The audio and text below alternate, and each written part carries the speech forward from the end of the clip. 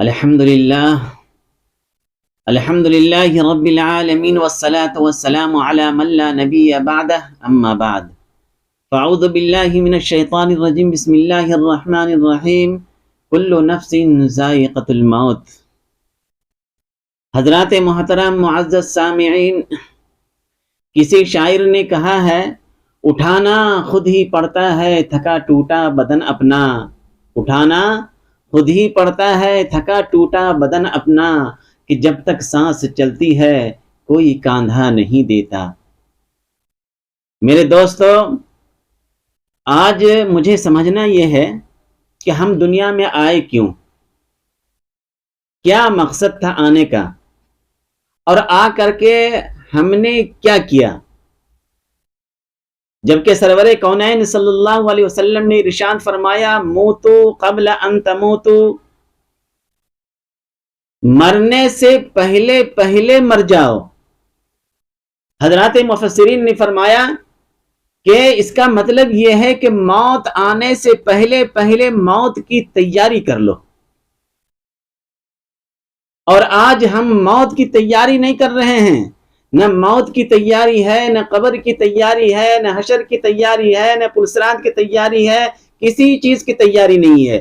تیاری ہے تو صرف دنیا کی، کہ میری لائف بن جائے، میری دنیا بن جائے، میری بنگلہ بن جائے، میری کوٹھی بن جائے، اور ہم بڑے سے بڑے عہدے کے اوپر پہنچ جائیں، اور یہاں تک کہ چاند کے اوپر پہنچ جائیں۔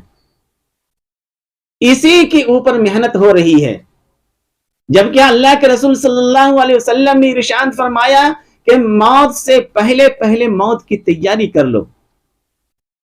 اور اللہ نے ارشاد فرمایا کل نفس ذائقۃ الموت، ہر نفس کو، ہر جاندار کو موت کا مزہ چکھنا ہی ہے، یعنی موت آنی یقینی ہے۔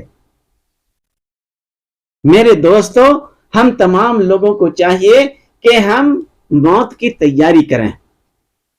موت کی تیاری، ایک انسان مر گیا اور مرنے کے بعد ان کو جو ملے گا صرف 3 ہی چیز ملے گا۔ موت کے بعد یا تو ان کو وہ چیز ملے گا جو صدقے جاریہ انہوں نے اپنی زندگی کے اندر کیا ہے، اللہ کے راستے میں خرچ کیا ہے، اور یا کوئی مسجد بنایا، مدرسہ بنایا، یا کسی کو حافظ بنایا، کسی کو عالم بنا دیا، یا خود کا بیٹا ہے تو انہیں حافظ بنایا، عالم بنایا، مفتی بنا دیا۔ یہ صدقے جاریہ ہے جو آپ کو قبر میں ملے گا، اور قبر کے اندر آپ کا سکون کا ذریعہ ملے گا۔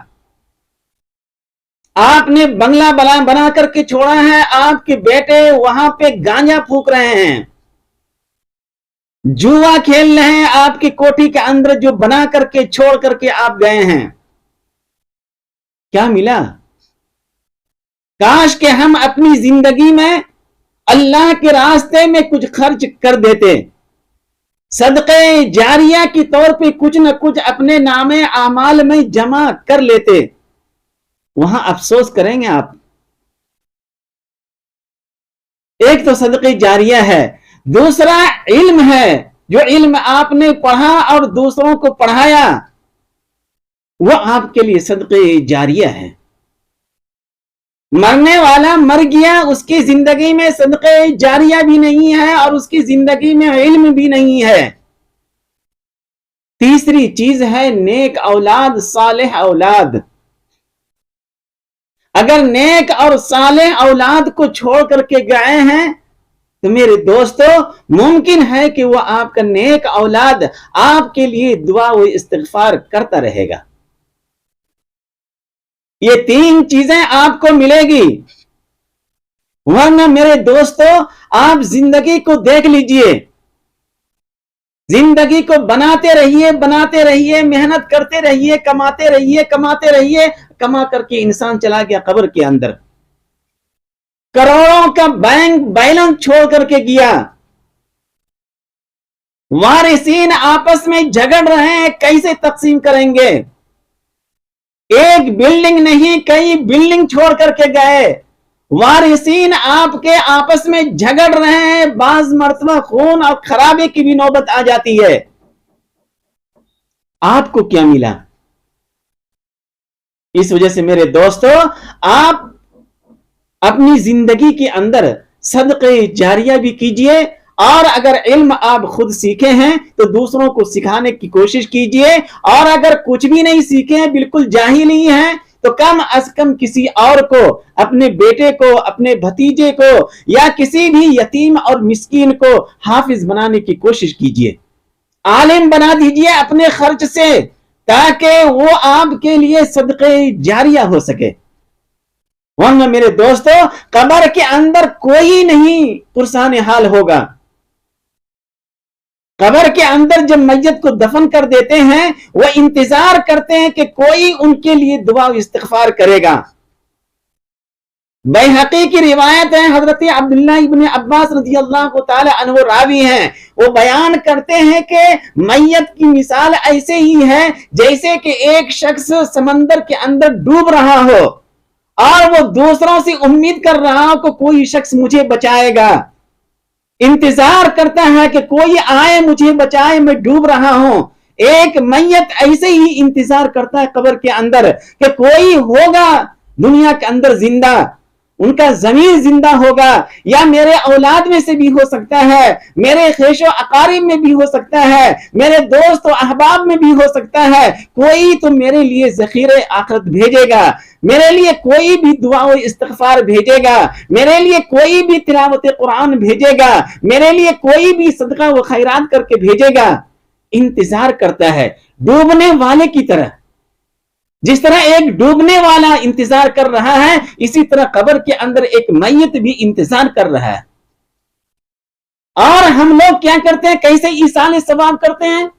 والدین مر گیا، ایصال ثواب کیسے کرتے ہیں؟ ہم نے بعض لوگوں کو یہ دیکھا ہے کہ قرآن شریف خرید لیے، ہدیہ کرا لیے اور مدرسے میں دے دیے، اس کے بعد چھٹی۔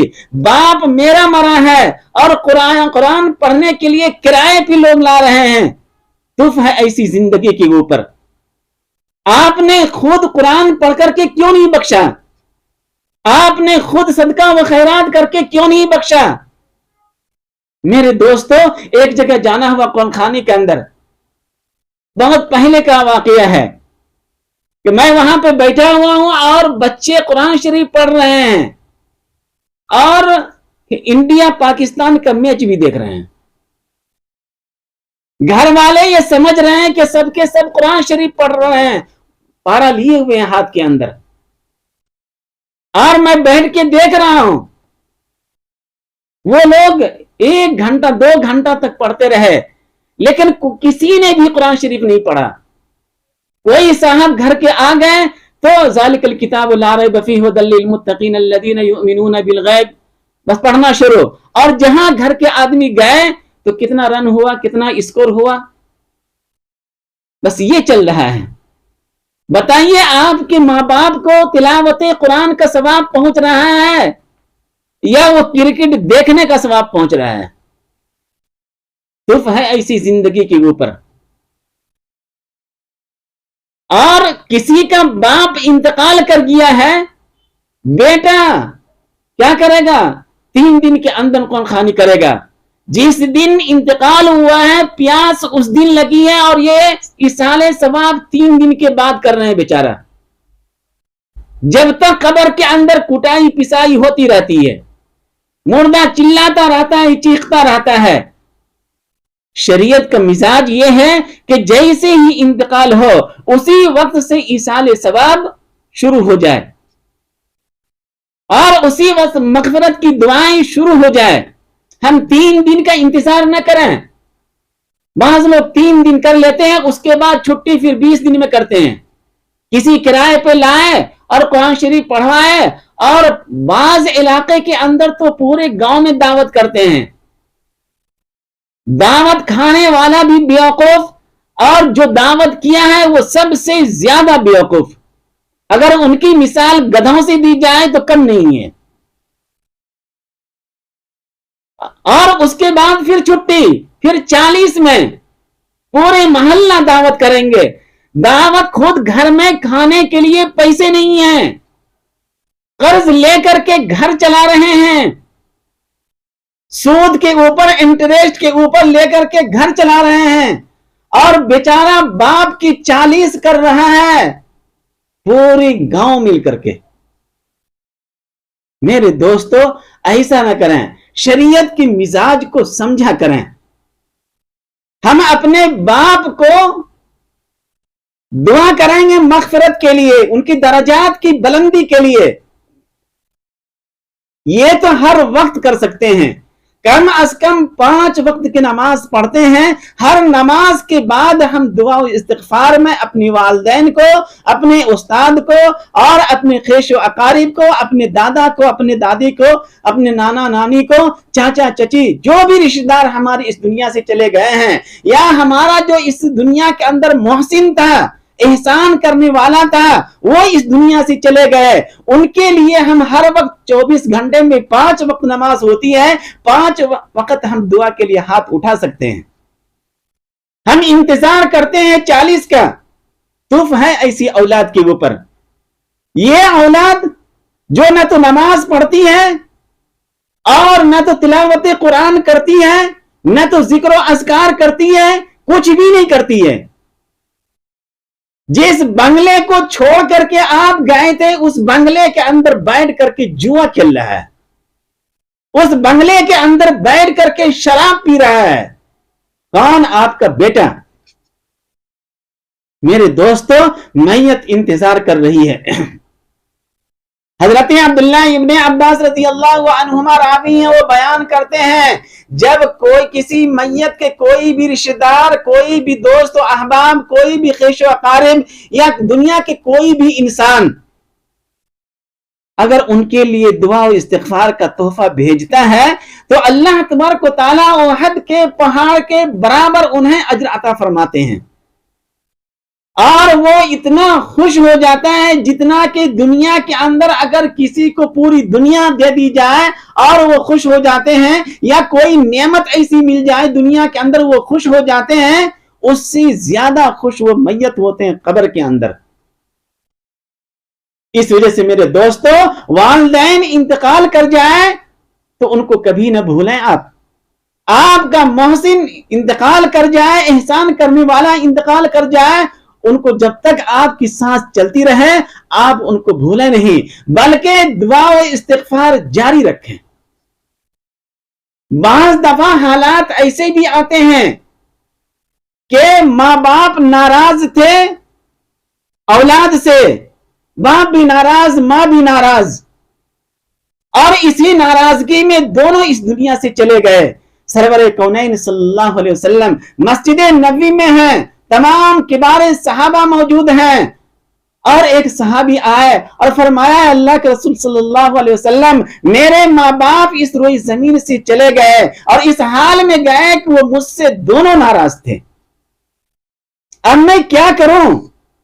वो दोनों राजी हो जाएं।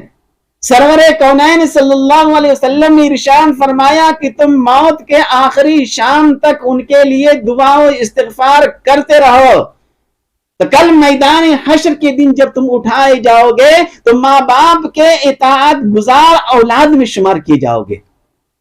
देख लीजिए मुसन्नफ इब्न शैबा। लेकिन मेरे दोस्तों, माँ बाप अगर चले गए हैं या इस रोई जमीन के ऊपर हैं, तो उसके लिए अल्लाह तबारक व तआला ने कुरान के अंदर एक मखसूस दुआ सिखाया है। माँ बाप रोई जमीन के ऊपर रहे तो भी, अगर रोई जमीन से चले गए हैं, रुखसत हो गए हैं, इंतकाल कर गए हैं, तो भी कुरान ने एक मखसूस दुआ सिखाया है जो स्क्रीन के ऊपर आ रहा है, आप देखिए उसको। हजरत अबू हुरैरा रज़ियल्लाहु ताला अन्हु रावी हैं, वो बयान करते हैं कि सरकार दो आलम सल्लल्लाहु अलैहि वसल्लम ने इरशाद फरमाया कि एक नेक आदमी जन्नत में देखेगा तो उनके लिए बहुत बड़ा तोहफा आया है, और उस तोहफे की बुनियाद के ऊपर अल्लाह तबारक व तआला ने उनकी दर्जात को बुलंद कर दिया। तोहफे से मुराद है इस्तिग़फ़ार, तोहफे से मुराद है ईसाल सवाब, जो उनकी औलाद ने उनके लिए भेजा है, जो उनके दोस्त ने उनके लिए भेजा है, जो उनके भाई ने उनके लिए भेजा है। اور وہ خوش ہو جاتے ہیں اور اللہ سے پوچھتے ہیں اللہ یہ درجات کی بلندی کس بنیاد پہ ہے, کس وجہ سے ہے؟ تو اللہ تبارک و تعالی ارشاد فرماتے ہیں تمہارے بیٹے نے, بیٹا کا لفظ وہاں پہ حدیث کے اندر موجود ہے کہ تمہارے بیٹے نے تمہارے لیے دعا و استغفار کیا تھا, اس وجہ سے تمہارے درجات کو بلند کر دیا گیا. دیکھ رہے ہیں, اس وجہ سے میرے دوستو آپ دعا کیجئے اللہ سے, اور اس دنیا کے اندر آپ زندہ ہیں تو خود موت سے پہلے موت کی تیاری کیجئے, ورنہ امام صاحب نہ کسی بھی نماز کے بعد جنازہ ہوگی اور کیا کہیں گے الصلاۃ علی المیت, آپ انتقال کر گئے, بیٹا یہ نہیں کہے گا کہ باپ کو اٹھاؤ, بیٹا یہ نہیں کہے گا کہ ماں کو اٹھاؤ, بیٹا یہ کہے گا کہ ڈیتھ باڈی کو اٹھاؤ, میت کو اٹھاؤ, نام چینج. میرے دوستو یہ دنیا لا حاصل ہے, کچھ بھی نہیں ہے. اس کی مثال آپ یوں سمجھیے, اگر کسی کو میتھمیٹک میں ماہر ہے, آپ دیکھ لیجئے ایک ملین ہے اور 1 ملین کو 0 سے ضرب کیجئے, کتنا آئے گا؟ 0. 2 ملین کو آپ 0 سے ضرب دیجئے, کتنا آئے گا؟ 0. ملین, ٹربل ملین کو آپ ضرب دیجئے 0 سے, کتنا آئے گا؟ 0.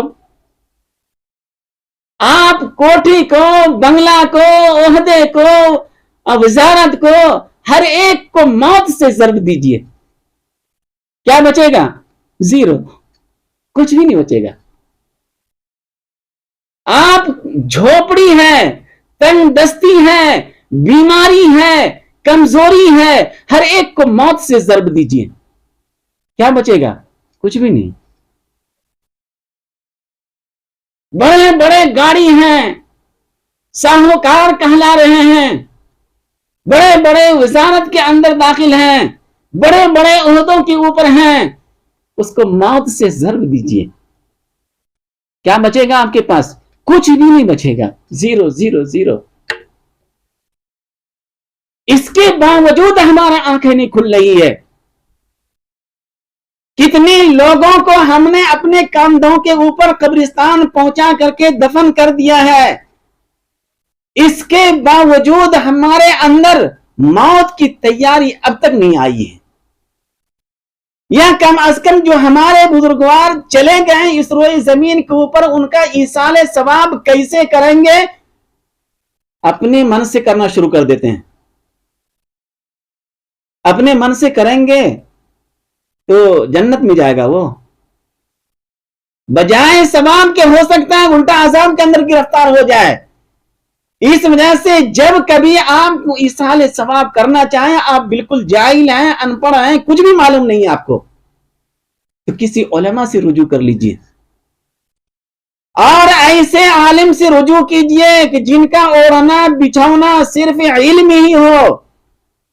ایسے امام صاحب سے رجوع مت کیجئے آپ جو امامت بھی کر رہے ہیں اور دکان بھی چلا رہے ہیں گھڑی کی. ایسے امام صاحب سے آپ رجوع مت کیجئے. ایسے علماء سے رجوع کیجئے جن کا اوڑھنا بچھونا ہی کیا ہو؟ علم ہو. وہ آپ کو صحیح رہنمائی کرے گا قرآن و حدیث کی روشنی میں. اس وجہ سے میرے دوستو قبر کا عذاب برحق ہے. اگر کوئی نیک آدمی ہے تو ٹھیک ہے, جنت کی کھڑکی کھول دی جائے گی, اور اگر تھوڑی بہت بھی لغزش ہوئی ہے تو جہنم کی کھڑکی کھول دی جائے گی.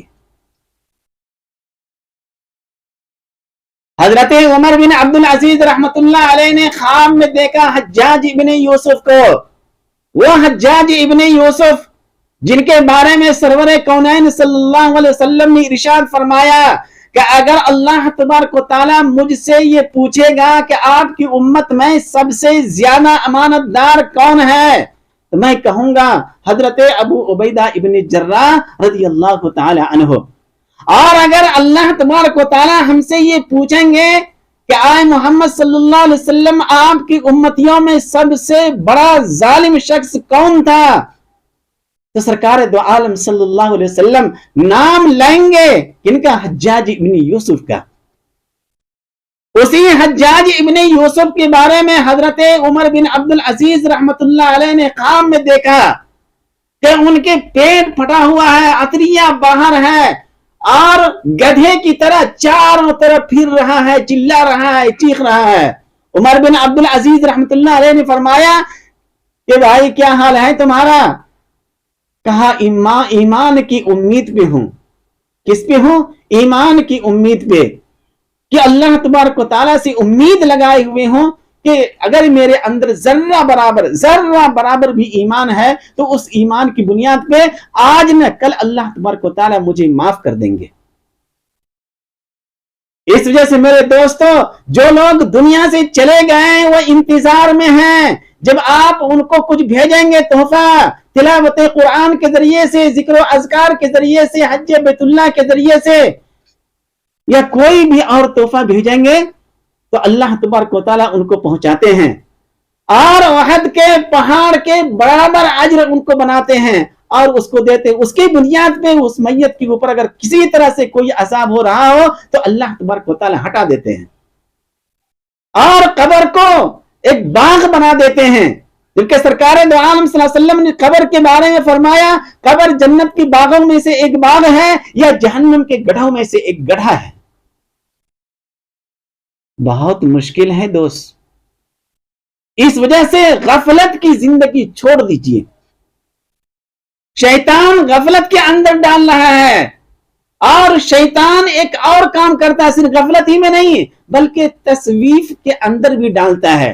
تسویف یہ ہے کریں گے، پڑھیں گے، نیک کام کریں گے، کل کر لیں گے، اس کو بولتے ہیں تسویف۔ اس تصویف کی بنیاد کے اوپر 99% مسلمان جہنم میں چلے جائیں گے۔ اس وجہ سے میرے دوستو، آپ تصویف کے اندر مبتلا نہ ہوں اور غفلت کے اندر بھی مبتلا نہ ہوں، اور یاد رکھیں کہ ہر نفس کو موت کا مزہ چکھنا ہی چکھنا ہے، اور جس کے والدین اس روئی زمین سے گزر چکے ہیں یا اساتذہ گزر چکے ہیں یا ان کے محسن گزر چکے ہیں، ان کے لیے ہر وقت ہم نماز ہی نہیں پڑھتے ہیں تو ہم دعا کیسے کریں گے؟ مسئلہ تو یہاں پہ یہ ہے، ہم تو صبح فجر میں سوئے رہتے ہیں، فجر میں مسجد جاتے ہی نہیں ہیں کہ تھوڑی دیر بیٹھ کر کے 2-4 آیت قرآن شریف کا پڑھ کر کے دعا استغفار کر دیں، توفیق ہی نہیں ہوتی ہے۔ اس وجہ سے میرے دوستو، آپ اپنی اولاد کو نیک اور صالح بنائیے، دنیاوی علوم کے ساتھ ساتھ دینی علوم بھی دیجیے تاکہ ان کے قلب و جگر کے اندر ایمان بھی اترے، ایمان رہے گا اندر، چنگاری ایمان کا لاوا پھوٹے گا، احساس ہوگا۔ علامہ ابن قیم جوزی رحمت اللہ علیہ بہت بڑے عالم گزرے ہیں، تمام مکاتب فکر کے علماء ان کو جانتے ہیں، کن کو؟ علامہ ابن قیم جوزی رحمت اللہ علیہ کو۔ انہوں نے اپنی کتاب کے اندر لکھے ہیں عبداللہ ابن مطرف کا واقعہ۔ علامہ ابن قیم جوزی رحمت اللہ علیہ نے کیا لکھا ہے کہ وہ خواب دیکھ رہے ہیں کہ قبرستان میں کچھ لوگ ہیں اور قبر سے اٹھے اور کچھ ایسے چن رہے ہیں، جیسے کوئی جیسے ہم لوگ بچپن میں آم گرتے رہتا اس کو چنتے رہتے تھے، اٹھاتے رہتے تھے، تھیلا میں جمع کرتے تھے، ماں بہن اچار بناتی تھی، ویسے ہی وہ کچھ چن رہے ہیں۔ اور ایک آدمی ہے جو درخت کے سائے میں بیٹھا ہوا ہے، اور وہ جا کر کے پوچھتے ہیں بھائی تم لوگ کیا کر رہے ہو؟ ہم لوگ نیکیاں جمع کر رہے ہیں جو ہمارے اولاد میرے لیے بھیجے ہیں، ہمارے دوست احباب میرے لیے بھیجے ہیں۔ دادا کہہ رہے ہیں کہ پوتا بھیجے ہیں، چاچا کہہ رہے ہیں کہ بھتیجا بھیجے ہیں، چچی کہہ رہی ہے کہ بھتیجا بھیجے ہیں، ابا کہہ رہے ہیں کہ بیٹا بھیجے ہیں، ماں کہہ رہی ہے کہ بیٹا بھیجے ہیں، پوتا بھیجے ہیں، دوست احباب بھیجے ہیں، اور اس کو چن رہے ہیں۔ اور جو بابا درخت کے سائے کے اندر بیٹھے ہوئے ان سے جا کر کے پوچھ رہے ہیں کیا آپ کا کوئی نہیں ہے؟ آپ کے لیے کوئی نہیں بھیجا ہے تحفہ؟ استغفار کا تحفہ، تلاوت قرآن کا تحفہ، ذکر و اذکار کا تحفہ، صدقہ نافلہ صدقہ، کوئی بھی صدقہ کر کے جو آپ کو بھیجا گیا ہے وہ آپ کو نہیں پہنچا. کہا کہ نہیں ہم کو تو روز پہنچتا ہے، اور اتنا پہنچتا ہے کہ ہم بالکل سیر ہو جاتے ہیں. کہا کیسے؟ کہا کہ میرا بیٹا حافظ ہے اور روزانہ 3 پارہ روزانہ پڑھتے ہیں وہ، اور کبھی کبھی ایک ہی دن میں ایک قرآن شریف پڑھ لیتے ہیں، ورنہ معمول 3 دن کے اندر ایک قرآن شریف ختم کرتے ہیں اور مجھے ایصال ثواب کرتے ہیں. اس وجہ سے مجھے وہاں پہ چننے کے چھوٹا موٹا لینے کی کیا ضرورت ہے؟ جب بڑی بڑی چیزیں آ رہی ہو تو بڑی سی گاڑی آ رہی ہے تو سائیکل لینے کی کیا ضرورت ہے؟ چھوڑ دیا سائیکل کو، کسی کو دے دیا، ہاں تم ہی لے لو بھائی. آپ اپنے اولاد کو اس طرح بنائیں گے تب نا. آپ اپنے اولاد کو بنائیں جواری، آپ اپنے اولاد کو بنائیں شرابی، آپ اپنے اولاد کو بنائیں کیا بنائیں؟ دنیا کے لوگوں کے اندر بنا دیے، دنیا کے اندر مگن ہے وہ. اس وجہ سے میرے دوستو ایصال ثواب آپ کیجئے اسی طرح جس طرح اللہ اور اللہ کے رسول صلی اللہ علیہ وسلم نے بتایا ہے. معلوم نہیں ہے تو علماء کرام سے پوچھئے. اپنی مرضی سے کچھ مت کیجئے، اپنی مرضی سے صرف اتنا کیجئے کہ ہر وقت 5 وقت کی نماز پابندی کے ساتھ پڑھیے، اور ہر نماز کے بعد جو اللہ نے قرآن شریف کے اندر مخصوص دعائیں بتائی ہے، رب ارحمہما کما ربیانی صغیرا، آپ کے ماں باپ حیات میں ہوں تو بھی، اور اگر اس دنیا سے چلے گئے ہیں تو جس طرح آپ ذکر کرتے ہیں اسی طرح ان آیتوں کو ذکر کیجئے. اس کی برکت سے اللہ تبارک و تعالی آپ کے ماں باپ کو بخش دیں گے، معاف کر دیں گے، اور قبر کے اندر جنت کی کھڑکی کھول دیں گے، آرام سے رہیں گے اور جنت کے اندر اعلیٰ مقام کے اندر داخل کریں گے. تو ہم لوگ کریں گے نا، افراط و تفریط کے اندر مبتلا نہ ہوں. بعض لوگ یہ کہتے ہیں کہ بھائی جو ایصال ثواب کرتے ہیں وہ پہنچتا ہے کہ نہیں پہنچتا ہے.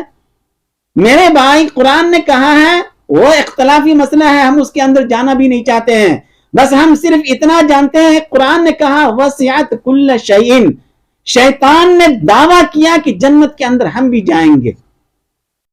شیطان ابلیس نے دعویٰ کیا اور قرآن کے ان آیتوں کی بنیاد کے اوپر کیا، اور کہا کہ قرآن نے کہا ہے کہ اللہ کی رحمت ہر چیز کے اوپر وسیع ہوگی، اور چیز میں بھی ہوں. شیطان کہہ رہا ہے اس لیے جنت کے اندر میں بھی داخل ہوں گا. میرے بھائی جب اللہ کی رحمت اتنی وسیع ہے تو اللہ کی رحمت کو محدود کیوں کر رہے ہیں؟ ہر ایک چیز کا اللہ میت کو دعا پہنچتی ہے اور میت انتظار کرتی رہتی ہے. تو ہم لوگ صرف ماں باپ کو یوں ہی رسمن کر کے نہ بھولیں، بلکہ ہر وقت ان کو یاد رکھیں، چاہے ماں باپ ہو، دادا دادی ہو، چاچا چاچی ہو، ماموں خالہ ہو، یا اساتذہ ہو، یا محسن ہو، یا احسان کرنے والا ہو، یا دنیا کے اندر اور مومنین ہو، ہر ایک کے لیے مغفرت کی دعا کیجیے. دعا کرتے رہیں گے تو اللہ تبارک و تعالیٰ اس کے ذریعے سے آپ کو بھی عطا فرمائیں گے. خود حدیث ہے، آپ صلی اللہ علیہ وسلم نے فرمایا اگر رزق کے اندر تنگی ہونے لگے تو تم ماں باپ کے لیے استغفار بڑھا دو، ماں باپ کے لیے دعائیں کرنا شروع کر دو. اللہ تبارک و تعالیٰ رزق کے دروازے کھول دیں گے. اللہ تبارک و تعالیٰ رزق کے دروازے کیا کریں گے؟ کھول دیں گے.